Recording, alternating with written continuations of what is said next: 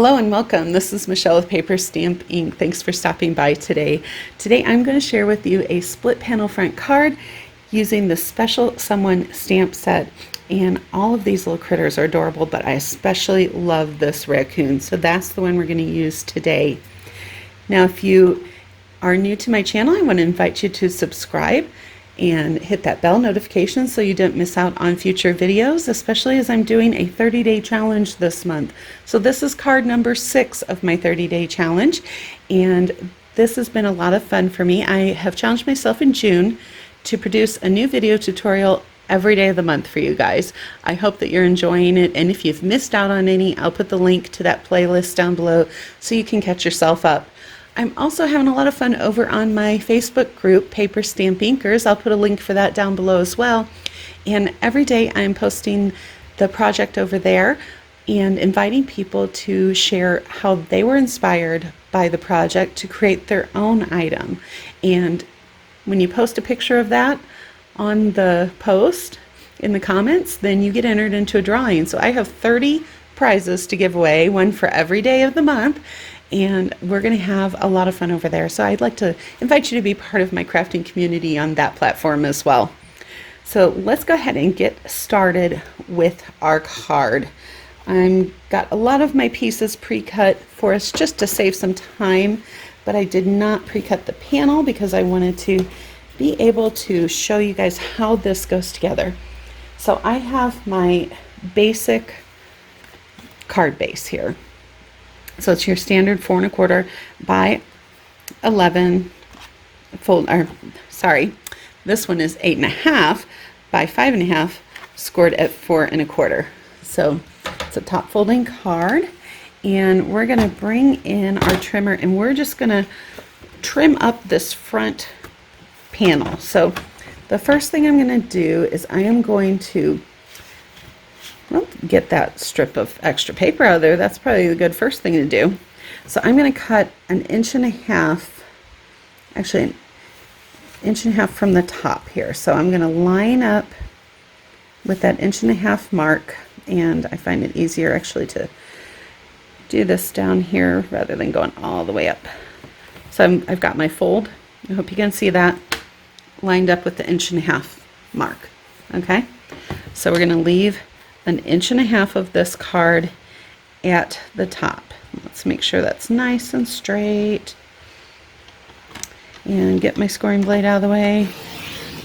So I've got 1.5 inches, and then I'm going to take this and I am going to cut 1 3/4 inches from that bottom piece, essentially. So that's going to leave us this strip that's just 1 inch wide, that we kind of cut that strip out of the middle. It looks like I need to change out my blade, so I'm just going to clean up these little edges. Got a mite rough. I've been doing lots of card making with not just with this series, but I've been making a lot of cards trying to use up some of my retired designer series paper so I can make room for all the new yummy stuff that's coming out. So here's our card that we have now. So we're going to attach these in another step. I'm going to go ahead and give this a nice crease with my bone folder, and I've pre-cut the panels out on here. So we've got a balmy blue and a granny apple green piece that I'm going to adhere. Let's go ahead and glue those down. And I've just cut those 1/4 inch smaller, and I will have these dimensions. If you're seeing a little shine on that, this was some paper scraps I had that I had spritzed a while back with some of that glimmer or shimmer paste. So I took and I ran these through my Big Shot, and I hope you can see, there you go, the Subtles folder, just to give a little bit of texture for those. And if you haven't seen yet, Stampin' Up! Has a new die cutting machine available. There's going to be regular size and a mini size, which is great for taking with you on crops or vacations and stuff, so you don't have to take that big thing along. And I'd say probably a quick glance at the catalog, I'm thinking about 80% or so of the dies actually will fit in that small one. I was rather surprised because when I first saw it, I thought, there's not going to be much that's going to fit in there, but I was wrong. So they thought about it and were very thoughtful in creating that to make sure that it had all of the great things that we needed. Oh, sorry. Lost my train of thought as I'm trying to think about where to put this stamp. So I'm going to come in and I'm actually going to use my Memento Black to stamp this little guy out. And I'm coming down in this bottom corner of this panel, and I will have the dimensions on my blog and my Facebook group. I will have to admit that I am much more on top of it with my Facebook posts, so I will have it out there first if you're looking. That'd be the first place I would go if you want those right away. Just for your reference, now I cut that, let's see, this was I think 2 by, let's measure this. No, 2 1/4 by 3, okay? And then I've just made this as a 1/4 inch taller. So I'm going to come in with this light. Nope, I've got the dark. Well, let's go ahead and do the dark here. Grab the wrong one. Grab my light smoky slate and color in this. There is a background stamp too. I just like the look of the blends for some reason with this, and it's just so quick and easy to just color it in as well.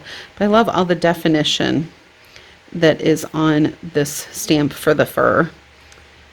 I'm going to go ahead and come up here and get those cute little ears, and I think I'm going to fill in his nose a little bit more. And then I've got my Granny Apple Green. I'm again going to use the light version of that and just put a little color onto that ground there and bring that on over to the side of the stamp, or side of the panel as well. Now we've got our adorable little raccoon, and we're going to come in and I'm going to use the regular balloon for this, but there is a heart shaped balloon in this set as well if you prefer. And I'm going to just use this smoky slate because I don't want it too dark, to give a little bit of shadow. And I'm actually going to stamp off, and this is just going to give me the outline and the shading of that balloon. And then I'm going to come in with the light Flirty Flamingo and color this in. So you just are barely going to see that. Let me get my head a little bit closer. Try and stay out of the camera for you guys. But you're just going to see a little bit of that shading in this balloon.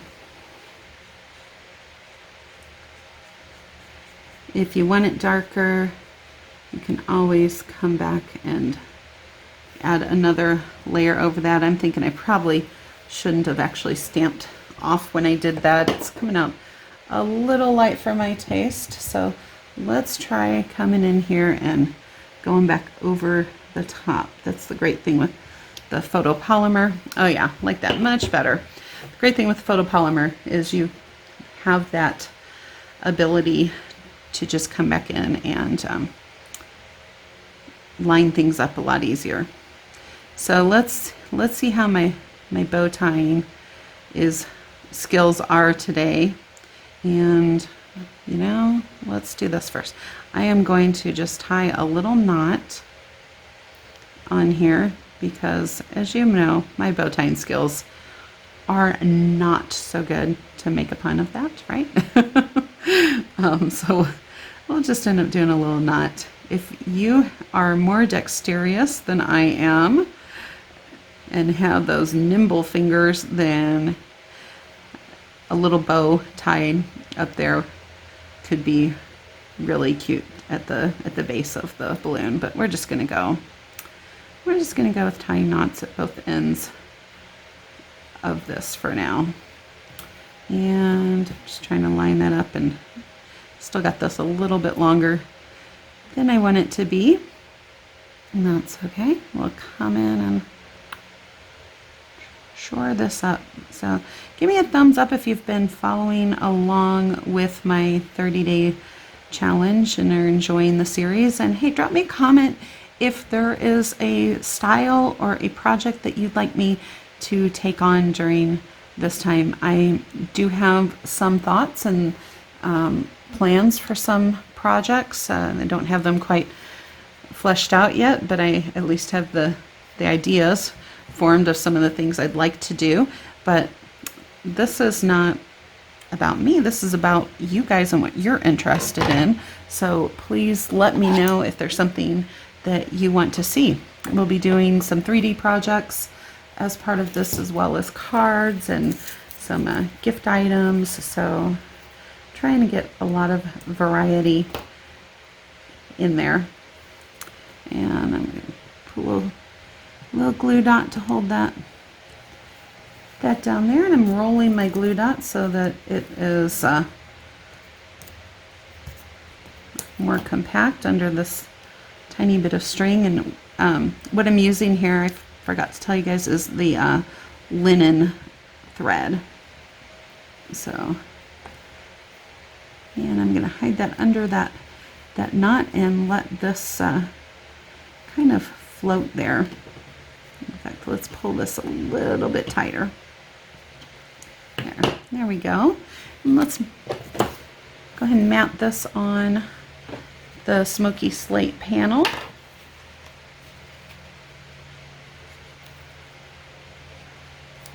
And my glue is just about done. We'll keep shaking it, see if I can get a little bit more out. I don't think that's going to happen. Time to break out a new glue. I love this. I always make sure I have plenty of this glue on hand. It's my adhesive of choice. I love the liquid glue because it allows you to have that little bit of wiggle room. You only need a tad on there so it lasts a long time, one of these bottles. I should do sometime how many cards can you get from one bottle of the Tombow liquid glue? Kind of like, anybody remember how many licks to get to the center of the Tootsie Pop? Tootsie Roll Pop?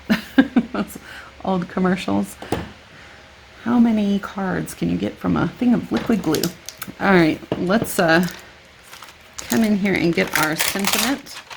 And I'm going to use the happy birthday sentiment. And you are going to want something that's fairly small to put in here because we don't have a lot of room. But keep in mind, you can make it wider or narrower depending on what you want to do. So think about that when you're picking out your sentiments, or pick out your sentiment and then think about what the what kind of spacing you want.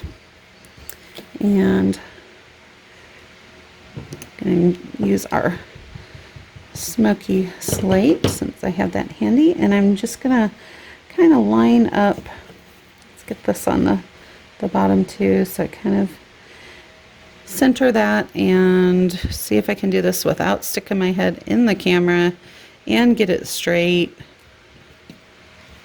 Pretty good. Could have gone down a little bit lower, but that's all right. So we're going to adhere this panel now, and that's going to put our card all together. So we're only going to want to put our, let me get the new glue.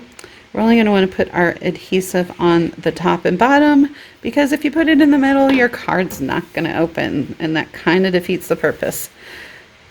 So you want to make sure your bottom part is lined up where you want it, so that it's nice and even at the base of your card.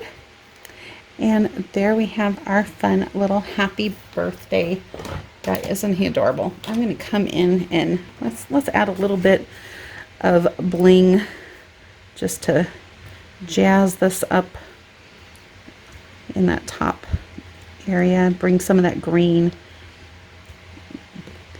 up there. And I'm just doing a couple different sizes, doing my standard 3 embellishments, or groups of 3 there. And what do you think? Should I add some of the pink on there? Why not? You can never have too much bling, right? I love these glitter enamel dots. I think I'm just going to add, kind of scatter those around on the card though, something a little different. And let's bring, sticking to my finger. So we'll just work that, bring one down there. And there we have our split panel front card. Happy birthday. If you would like to, you can always cut another panel. Sometimes I do that and cover this, but I don't, it doesn't bother me to have that shown through. But some people like a little bit more finished look on the inside. So that's totally up to you.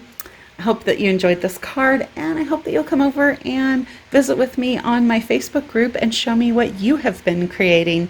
It doesn't just have to be these projects here. We're going to be sharing all sorts of ideas and inspiration, and I like to learn from you guys and see what you've been creating and help inspire me.